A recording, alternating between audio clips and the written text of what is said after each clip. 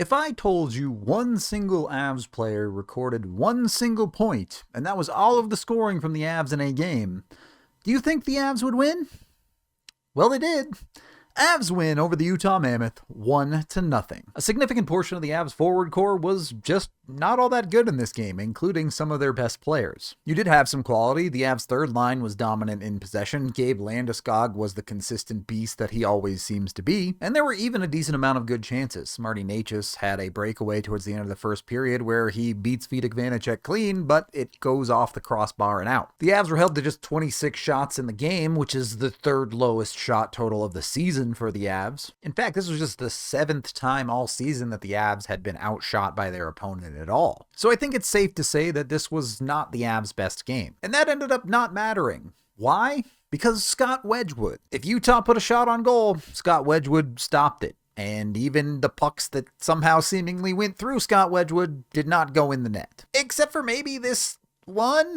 And I know I'm going a little bit out of order here, but it's a 1-0 game. There's just not a ton to talk about. I mean, Wedgewood does catch the puck and does pull it off of the goal line in midair to try and keep it from going in. A lot of that glove is definitely over the goal line, though. It's tough to say definitively, but I think there's a pretty good chance if Scott Wedgewood was wearing a see-through glove, that thing probably fully passed the goal line. But the play was called a no goal on the ice, and with no definitive proof, a call may actually go the Avs' way in one of these review challenge situations. The NHL probably wouldn't have this problem if they put a tracker in the puck or something on the goal line to also track it, and VAR exists in other sports. But hey, the Avs have had their fair share of questionable ones go against them. You'll take this one, as it ends up being the difference in the game. At times, I think especially early in the first period, it felt like the Avs passing was crisp and they were making quality plays and that a goal was inevitable.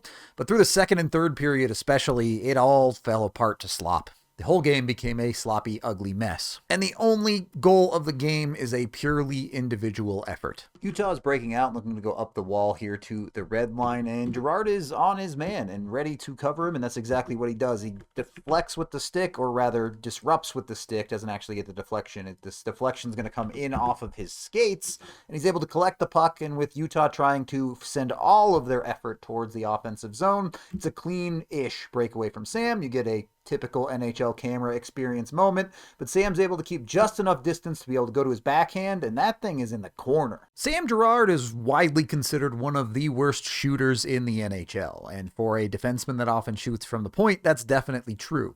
But that backhand is nasty.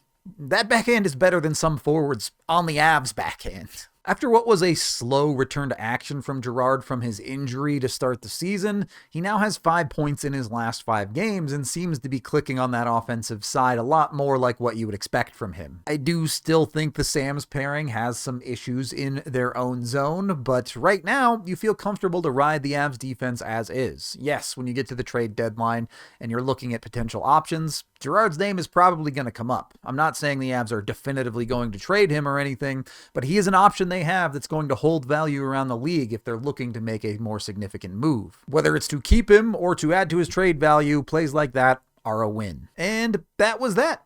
The Avs did make mistakes, but as I mentioned, Scott Wedgewood stopped them. Probably multiple breakaways against that you don't love the defense on, but when you have a goalie playing lights out, all mistakes get covered up. I do think the Avs got away with one a little bit here in the third period, not just the obvious goal that might have been a goal and not a no goal, but the Avs turtled. For one of the first times this season, this was pretty much a full turtle from Colorado in the third, and Utah just couldn't crack it. Not pretty. I don't even know if you would call this game good, but you can call it a win. And that's the 27th time this season the Avs have won. You add in the OT losses, and they sit at 61 points heading into the holiday break.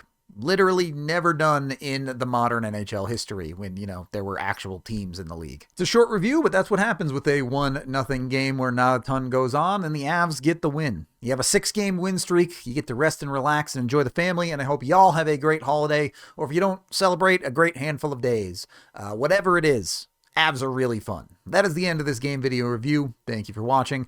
I am Rudo, and I am going to sleep.